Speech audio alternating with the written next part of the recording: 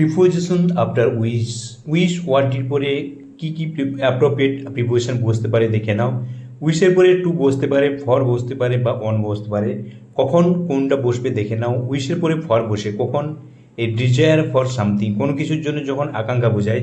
Example দেখো, I wish for piece and happiness, আমি শান্তি এবং সুখ আকাঙ্ক্ষা করি বা ইচ্ছা করি। এখানে দেখো ফর ব্যবহৃত হয়েছে, উইশের পর ফর। এটি কি করছে না ডিজায়ার, একটি আকাঙ্ক্ষা প্রকাশ করছে। সামথিং দেখো পিস অ্যান্ড হ্যাপিনেস, সামথিং মানে এখানে পিস অ্যান্ড হ্যাপিনেসের জন্য বোঝাচ্ছে। আবার উইশের পর কোনো প্রিপোজিশন বসে না, উইদাউট প্রিপোজিশন কখন? যখন উইশের পরে সামওয়ান বসে। যেমন I wish you good luck, আমি তোমার সৌভাগ্য কামনা করি। আই উইশ ইউ, দেখো উইশের পরে ইউ বসেছে, ব্যক্তি বোঝাচ্ছে, তখন কিন্তু কোনো প্রিপোজিশন বসবে না। আবার উইশের পরে টু কখন বসবে? ফলোড বাই এ ভার্ব, যখন উইশের পরে ভার্ব বসবে। যেমন দেখো I wish to speak with the manager, উইশের পরে টু বসেছে, যখন ভার্ব বসবে থাকবে উইশের পর, উইশের পরে যখন ভার্ব বসবে তার আগে কিন্তু টু বসবে। I wish to speak with the manager.